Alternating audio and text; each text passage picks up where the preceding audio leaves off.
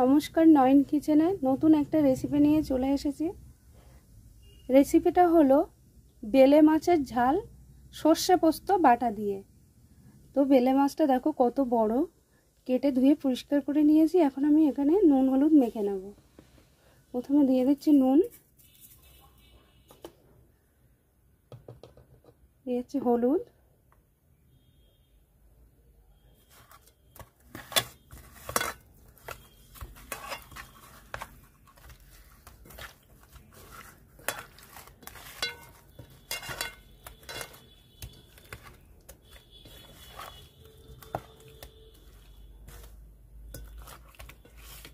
তো ওটা ভালো মতো নুন হলুদ মেখে রেখে দিচ্ছে 5 মিনিট, তাহলে নুনটা ভালো যাবে মাছের মধ্যে। এখানে নিয়ে নিয়েছি সর্ষে পোস্ত, নিয়েছি 4টে কাঁচা লঙ্কা। এখন আমি এটা মিক্সিতে বেটে নেব। কড়াইতে সর্ষের তেল দিয়েছি, তেলটা অলরেডি গরম হয়ে গেছে। তো মাছটা ছেড়ে দিচ্ছি ভাজার জন্য।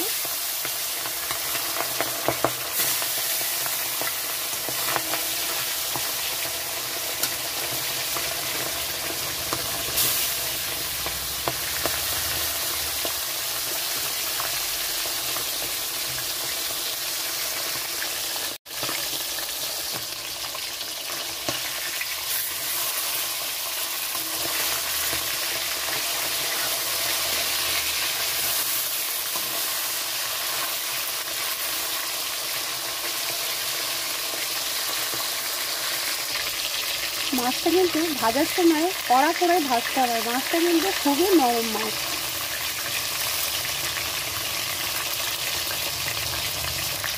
মাছটা ভাজা হয়ে গেছে।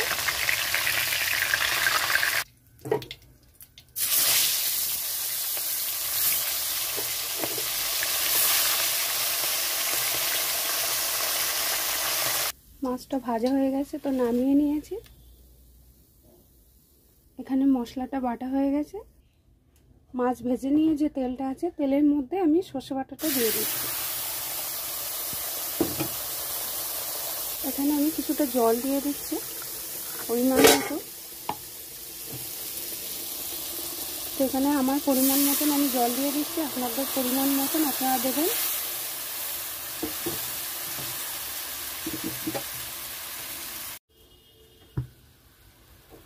তো এখানে দিয়ে দিচ্ছি পরিমাণ মতো নুন,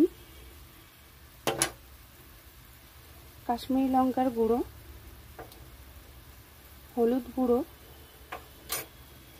এখানে সব মশলা দেওয়া হয়ে গেছে।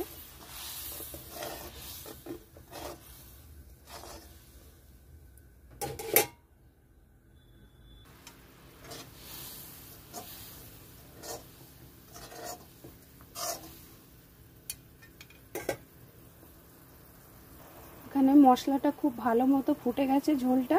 তো এখানে আমি দিয়ে দিচ্ছি কাঁচা সর্ষের তেল বেশ কিছুটা।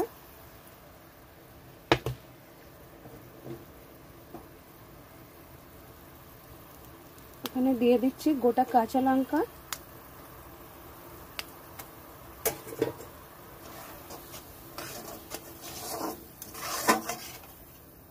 ঝোলটা খুব ভালো মতো ফুটাতে হবে, তা না হলে কাঁচা গন্ধ থাকবে।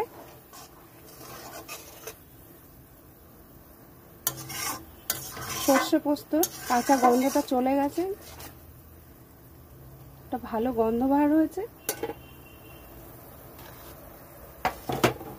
এখন আমি ভাজা মাছটা দিয়ে দেবো। এই মাছটা যেহেতু খুবই নরম, তার জন্য বেশিক্ষণ ফোটাবো না। তো এখানে আমি ভাজা মাছগুলো দিয়ে দিচ্ছি।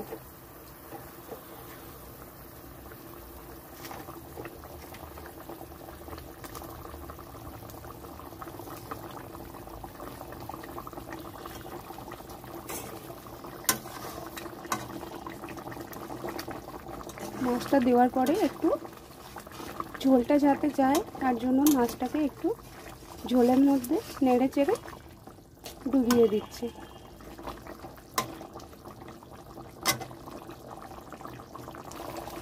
তো খুব ভালো মতো ফুটে গেছে, মাছটার ভিতরেও মশলাটা চলে গেছে। তো এখন এটা নামিয়ে নিচ্ছে।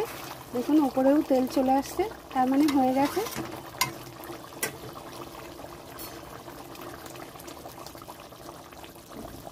গ্যাসটা বন্ধ করে দিলাম।